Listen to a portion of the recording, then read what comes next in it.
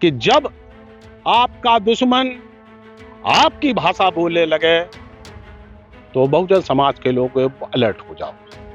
अब आपके घर पर डाका पड़ने वाला है। दलितों के हित में काम नहीं, दलितों को वोट बैंक बनाया गया है। किसी भी दलित को सिर्फ वोट बैंक इसको बनाया गया है कि जिसके पास पैसा है। जैसे वाजपेयी जी, ये नहीं कि करोड़ों रुपए दे के टिकट गए, कभी बसपा में थे, कभी सपा में थे, अब बीजेपी के नेता बने हुए। किसी भी अब उनके पास स्कूल, बहुत से स्कूल में अगर दलितों के बच्चे उनके यहाँ अगर बिना फीस कोई पढ़ाता हो, बताइए आप, पूछ लीजिएगा। अगर हम अगर कहते थे कि सर हमारे पास पैसा नहीं है, हम फीस नहीं जमा कर सकते, कहीं मत पढ़ाइए, जाइए दूसरे स्कूल में, सरकारी स्कूल में पढ़ाइए।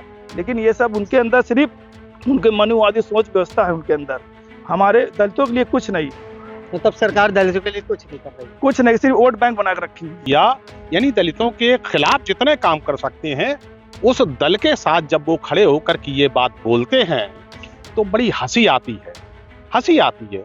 आखिरकार स्वामी प्रसाद मौर्य तो बौद्ध हैं, तो ये शूद्र चिल्ला करके सिर्फ राजनीतिक फायदा लेने के लिए, बहुजन समाज पार्टी को नुकसान पहुंचाने के लिए ये काम कर रहे हैं। मीडिया के सुर्खियों में आजकल स्वामी प्रसाद मौर्य, शूद्र टॉपिक, इसके अलावा कई मुद्दे छाए हुए हैं। और आज हम इन मुद्दों पर बात करने के लिए दलित बिरादरी के कुछ लोगों के साथ हैं, जो हमें बताएंगे आखिरकार क्या स्वामी प्रसाद मौर्य सही कह रहे हैं या शूद्र पॉलिटिक्स सही है या गलत। नमस्कार, मेरा नाम आनंद राज है और आप देख रहे हैं यूपी तक। आज हम शूद्र पॉलिटिक्स और जो राजनीति में कई रामचरितमानस लेकर पॉलिटिक्स चल रही है उस पर बात करेंगे, क्योंकि दलित बिरादरी इस पर क्या सोचता है हम ये बात करेंगे। क्या लगता है सर, स्वामी प्रसाद मौर्य जो कह रहे हैं क्या कुछ सही लग रहा है उसमें कुछ?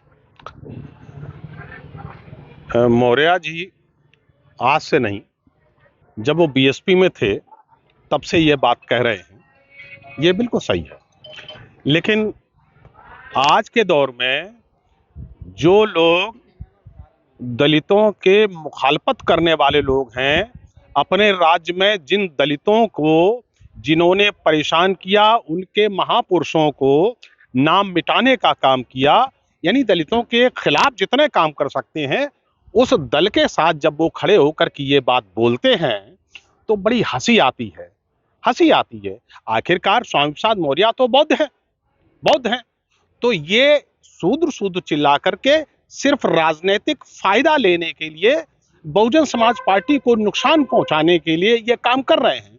जबकि बाबा साहब अम्बेडकर ने भारत का संविधान जब बना दिया तो भारत के संविधान में ये जो व्यवस्थाएं थी, शूद्र है, ये है, वो है, सब खत्म हो गया। फिर क्या हो गया? एक जनरल कैटेगरी हो गई, एक बैकवर्ड हो गया और एक शेड्यूल कास्ट हो गया, अनुसूचित जाति, जनजाति हो गई। जब ये हो गई, इस नाम से मैं कह रहा हूं, इस नाम से पुकारिए। क्यों आप पुरानी व्यवस्था, जब आप मनुस्मृति के समय में जाएंगे तो आपको ये शूद्र लगेगा, लेकिन जब कॉन्स्टिट्यूशन बन गया तो पुरानी सारी की सारी चीजें अपने आप खत्म हो गई। और दूसरी चीज है, जहां तक चौपाई का सवाल है, मैं ये मानता हूं कि हमारा धार्मिक ग्रंथ, हमारा राजनीतिक जो भी ग्रंथ है, हमारा भारत का संविधान ग्रंथ है, और भारत का संविधान पढ़िए, बाबा साहब अम्बेडकर की बातें को सुनिए और उनको समझिए। लेकिन हम लोग, जब हमें रामायण से कोई मतलब ही नहीं है तो हम रामायण की चौपाइयों से एक चौपाई का, उसमें फिर कईयों चौपाइयां होगी। लेकिन ये चूंकि इतिहास के विषय हैं, ये महाकाव्य हैं, इन काव्यों में जो लिखा हुआ है उस पर बहुत ज्यादा टिप्पणी करने की जरूरत नहीं है। सिर्फ राजनीति को जिंदा रखने के लिए और हिंदू मुस्लिम जो चल रहा है उसके काउंटर हैं, कभी हिंदू की बात, कभी मुस्लिम की बात, कभी दलित की बात, ये सब करके जो देश के नौजवानों के, आम लोगों के सवाल हैं, महंगाई मुद्दा है, बेरोजगारी का मुद्दा है, सांप्रदायिक शक्तियों को कुचलने का मुद्दा है, ये तमाम मुद्दे हैं जो देश के। आज जिस तरह से आम लोगों को भिखारी बनाया जा रहा है, उनको पैरों पर खड़े होने की ताकत नहीं दी जा रही है, ऐसे तमाम मुद्दे हैं देश में, उन मुद्दों पर चर्चा होनी चाहिए। ये मुद्दे कोई मतलब नहीं रखते हैं, क्या है क्या नहीं है, आप मत पढ़िए, क्या फायदा है। मतलब आपका कहना है कि राजनीति कर रहे हैं और कुछ बात, बहुत से मुद्दे छाए हैं, लेकिन इस वक्त स्वामी प्रसाद मौर्य का शूद्र पॉलिटिक्स और रामचरितमानस बहुत छाया है। क्या लगता है वो सही बोल रहे हैं ये? देखिए, जैसा कि अभी सर ने बताया अगर स्वामी प्रसाद मौर्य बौद्ध अनुयायी हैं और बहुत दिनों तक वो बसपा के कैडर में रहे हैं, और जो बसपा का कैडर मानवर कांशीराम जी का कैडर ले लेता है, वो शूद्र यानी ब्राह्मण व्यवस्था को मानता ही नहीं है। और अगर ये ब्राह्मण व्यवस्था को नहीं मानते हैं तो जो शूद्र की व्याख्या की जा रही है, शूद्र की व्याख्या करना ही हम कह रहे हैं, या तो फिर हम ब्राह्मणवाद को मानते हैं। अगर ब्राह्मणवाद को हम नहीं मानते तो हम जो चातुर्वर्ण व्यवस्था है उसको भी नहीं मानना चाहिए। अगर संविधान बन चुका है तो संविधान बनने के बाद SC ST OBC और माइनॉरिटी जब 4 भागों में बना दिया गया, जो संवैधानिक भाषा है, हमें उसका इस्तेमाल करना चाहिए। और रही बात रामचरितमानस की बात करने की, तो रामचरितमानस कुछ लोगों के लिए धर्म हो सकता है, कुछ लोगों के लिए उनकी भावनाएं हो सकती हैं, और कुछ लोगों के लिए भावनाएं आहत हो सकती हैं बोलने पे। जो SC ST OBC के जो लोग जो कभी दबे कुचले, जिनको शोषण किया गया, वो आज वो संस्कृत में लिखा हुआ था। जो भी काव्य है, जो भी महाकाव्य है, संस्कृत में लिखा गया था। और संस्कृत पढ़ने नहीं दिया गया हमें। संस्कृत ही नहीं, हमें तो कुछ भी नहीं पढ़ने दिया गया। भारत का संविधान 1950 को लागू हुआ 26 जनवरी को। उसके पहले हमें पढ़ने का अधिकार नहीं था। अगर कुछ लोग कहते पढ़ने का अधिकार था, तो पढ़ने का अधिकार वो भी था कब था, जब भारत में ब्रिटिश शासन लागू हुआ। ब्रिटिश शासन के पहले कोई पढ़ा लिखा नहीं था। शूद्र जिसको कहते हैं, इनकी भाषा बोल रहा हूँ मैं, शूद्र जिनको कहते हैं, चाहे वो चमार, पासी, धोबी, धैकार, लोहार, कुहार, तेली, तमोली, काछी, नाई, मुराई, भुंजवा, भरगुंजा, जितने भी राजर जाते हैं, इनको इतिहास उठा के कोई देख ले। अगर भारत का संविधान बनने से पहले अगर कोई पढ़ा लिखा था तो सिर्फ अंग्रेजों के आने के बाद पढ़ा लिखा था। अंग्रेजों के पहले अगर आप हिस्ट्री खोल कर देख लीजिए तो कोई एक व्यक्ति पढ़ा लिखा नहीं मिलेगा, क्योंकि हमेशा बोला करते थे कि शूद्रों का, जो मैं नहीं कह रहा शूद्र, लेकिन इनकी बनाई व्यवस्था के अनुसार जो शूद्र जिनको कहा गया, घोषित किया गया, उनके लिए कहा गया था कि इनको पढ़ना लिखना वर्जित है, इनको गांव के बाहर रहना चाहिए, फटे पुराने कपड़े पहनना चाहिए, और पढ़ना लिखने का अधिकार नहीं है। यहाँ तक कि मनुस्मृति में ये भी लिखा है कि कान में शीशे पिघला दो। अगर एक वेद वाक्य सुन रहे हो तो कान में शीशे पिघला के डाल दो। अगर किसी से जुबान लड़ा रहे हो ब्राह्मण से तो उसकी जुबान काट लो, और अगर घूर के देख रहे हो तो आंखों में सूजा डाल दो। तो अगर आज ये आवाज उठ रही है या विरोध हो रहा है, मैं धर्म के चक्कर में नहीं पड़ता हूँ, क्योंकि आज भारत का संविधान हमें स्वतंत्रता, समता, स्वतंत्रता, बंधुत्व और न्याय पर आधारित हमें एक ऐसा माहौल दे दिया है कि हम लड़ करके, छीन करके हर चीज की आज़ादी हम आज़ाद हैं, हम ले सकते हैं। लेकिन जो आज मुद्दे आ रहे हैं, ये मुद्दे सिर्फ बेरोजगारी, भूखमरी, शिक्षा,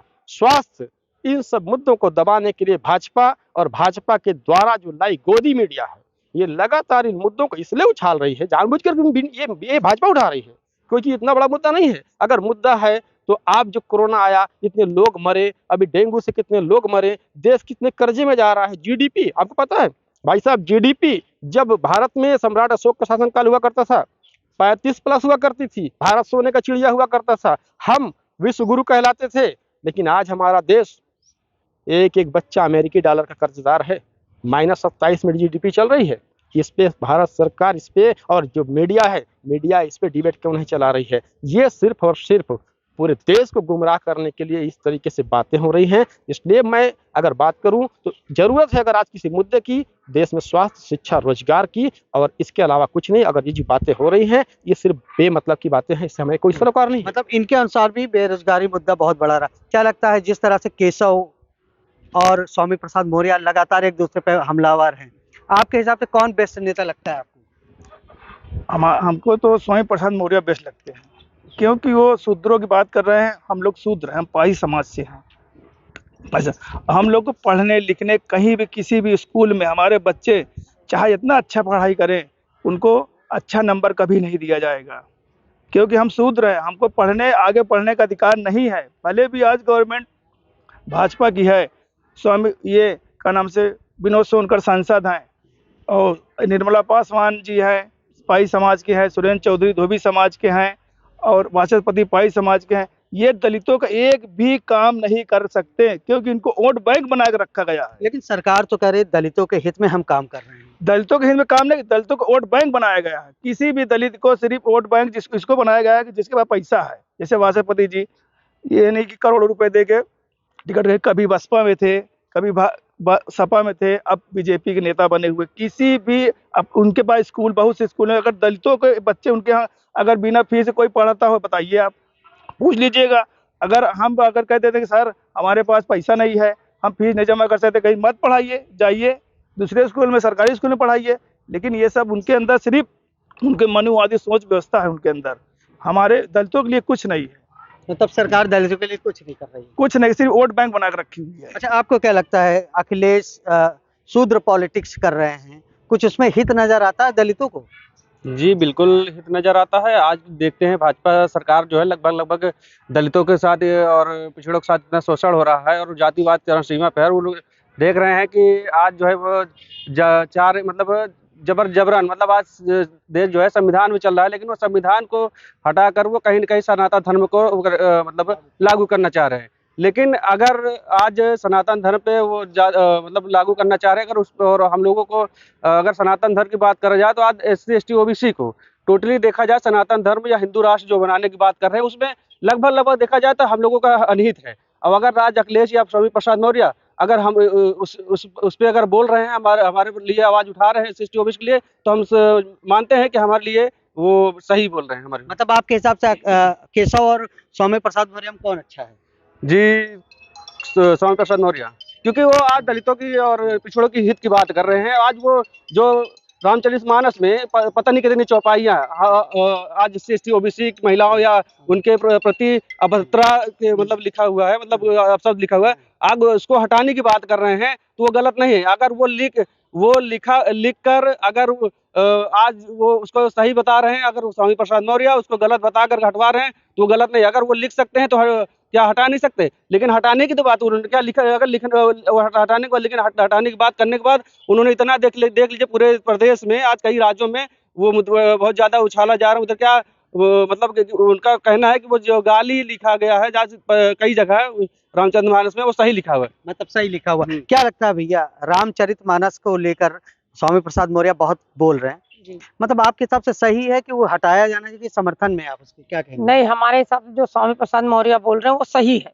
वो जो पंक्तियां उसमें जो है लिखी गई हैं वो गलत है, उनको हटाना चाहिए। केशव प्रसाद मौर्य जी विरोध भी कर रहे हैं। किस चीज का विरोध कर रहे हैं? स्वामी प्रसाद मौर्य जी की कही बात। स्वामी प्रसाद मौर्य जी एक पढ़ा लिखा हुआ इंसान है, सूझ और समझदार इंसान है। केशव भी तो पढ़े लिखे हैं। नहीं, मैं ये नहीं कह रहा हूँ। जो हमारे हित की बात करे, जो हमारे हित की बात करे, जैसे मैं पारसी समाज से आता हूँ और पारसी समाज में एक चीज देख लीजिए, और भी मेरे जो दलित समाज की बात होती, वहाँ पढ़ लिख के लड़के जो एजुकेशन उसी तरीके से बहुत पूरी करके अगर वो पहुंचे भी वहां तक, उनको वो स्थान मिलना चाहिए तो उनको इस स्थान से निगलेक्ट कर दिया जाता है।